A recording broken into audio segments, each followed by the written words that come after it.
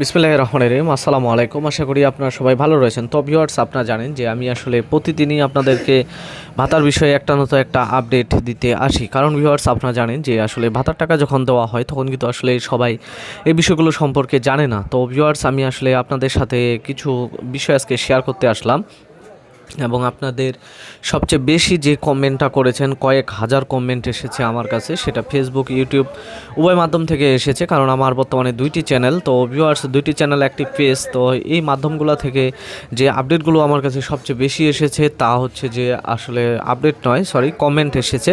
তা হচ্ছে যে গর্ভবতী ভাতার বাকি 850 টাকা কবে দিবে। তো ভিউয়ার্স, এই প্রশ্নটা কিন্তু আমারও, যে আসলে গর্ভবতী ভাতার 850 টাকাটা কবে দিবে। কারণ আপনারা জানেন যে আসলে গর্ভবতী ভাতা এটা যখন 2022-23 অর্থ বছরের একটি বাজেট নিয়ে আসা হয়, তখন কিন্তু সেই বাজেটে খুব সুন্দরভাবে সেখানে মনে করেন যে সংবিধানে তাদের লেখা ছিল যে গর্ভবতী ভাতা এটা আসলে যখন গর্ভবতী মায়ের বয়স গর্ভধারণের 4 মাস থেকে 6 মাস হবে, তখন এই ভাতাটা আবেদন করবে এবং তার পরিপ্রেক্ষিতে প্রতি মাসে উনি 800 টাকা করে পাবে। তো তখন এটি কিন্তু আসলে 800 টাকা ছিল, কিন্তু এই ভাতাটির আসলে মেয়াদ দেওয়া ছিল হচ্ছে টোটাল 36 মাস, অর্থাৎ যেদিন উনি ভাতা আবেদন করবে এবং ভাতাটি আইবেসে কার্যকর করা হবে, অর্থাৎ আইবেসে যোগ করা হবে, সেদিন থেকে শুরু করে উনি কিন্তু হচ্ছে টোটাল 36টা কিস্তি পাবে 800 টাকা করে। এটি পরবর্তীতে 2025-26 অর্থ বছরে এই টাকাটা বৃদ্ধি করা হয়। এটি যদিও আগে 800 টাকা ছিল, পরবর্তীতে এটিকে 850 টাকা করা হয়েছে। তো যেহেতু 850 টাকা করা হয়েছে এবং এটি সংবিধান হচ্ছে প্রতি মাসে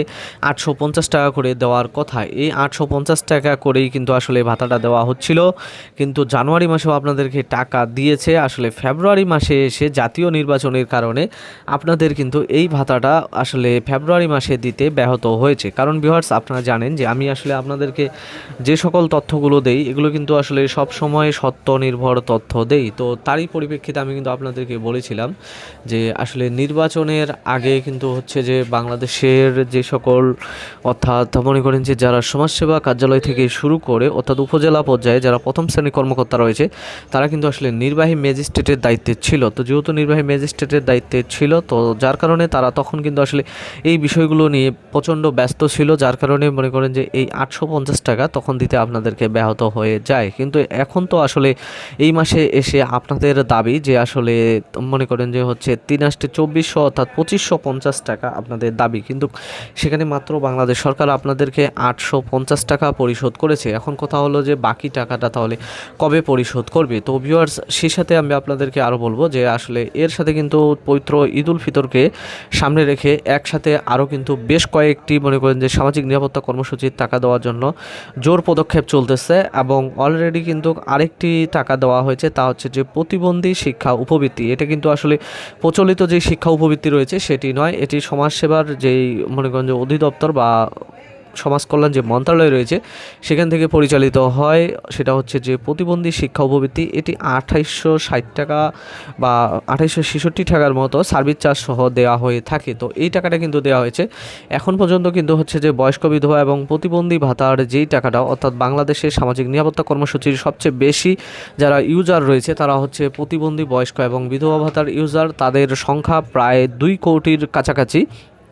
তো এই মোটা অঙ্কের টাকাটা দিতে এখন পর্যন্ত কিন্তু বাকি রয়েছে, আর এই টাকাটা দেওয়ার জন্য জোর পদক্ষেপে কিন্তু আসলে কাজ চলতেছে। তবে আপনারা জানেন যে আসলে শুক্রবার এবং শনিবার সরকারি ছুটি থাকার কারণে আপনাদের কিন্তু এই 2 দিন টাকা দেওয়া কোনো ক্রমে সম্ভব হয়নি। তবে ভিউয়ার্স, আসলে রবিবার একটি কিন্তু বিজনেস ডে এবং হচ্ছে সোমবার পর্যন্ত হচ্ছে ব্যাংক কিন্তু খোলা রয়েছে, বা পরবর্তী নির্দেশে যদি প্রয়োজন হয় হয়তো আরও 2-1 দিন ব্যাংক খোলা রাখতে পারে। এটি আসলে সরকারের নির্বাহী আদেশের উপর ডিপেন্ড করে। তো ভিউয়ার্স, আমি আপনাদেরকে বলবো যে যারা আসলে প্রতিবন্ধী, বয়স্ক, বিধবা ভাতার জন্য ওয়েট করতেছেন, আপনারা কিন্তু আসলে আগামীকালকেই টাকা পেতে যাচ্ছেন। তবে ভিউয়ার্স, তার সাথে আপনাদের কিছু কিছু টার্মস রয়েছে, অর্থাৎ টার্মসটা হচ্ছে এরকম যে একসাথে কিন্তু সবাইকে টাকা দেওয়া সম্ভব নয়। হয়তো বা দেখা গেল যে 10 লক্ষ হয়তো প্রতিবন্ধী ভাতা দিল, হয়তো মনে করেন যে 5 লক্ষ বয়স্ক ভাতা দিল, হয়তো 5 লক্ষ বিধবা ভাতা কালকে দিতে পারে। তো ভিউয়ার্স, আমি আপনাদেরকে আরেকটা বিষয় যেটা বলতেছিলাম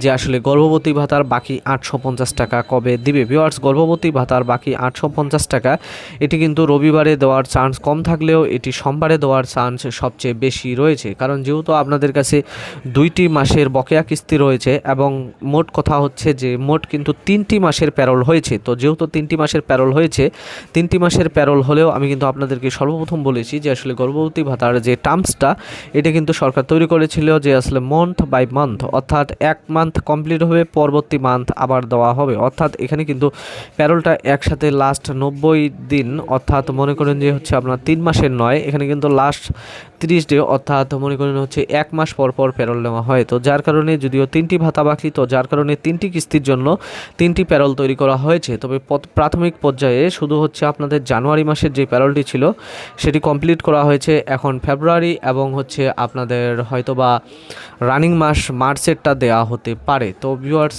আপনারা রেডি থাকবেন, হয়তো সোমবারের মধ্যে আপনাদের সমস্ত বকেয়া কিস্তি পরিশোধ করে দেওয়া হবে এবং সেই সাথে পিনকোড, ওটিপি কোড এগুলো দেওয়া থেকে বিরত থাকবেন। ভালো থাকবেন, সুস্থ থাকবেন, ধন্যবাদ।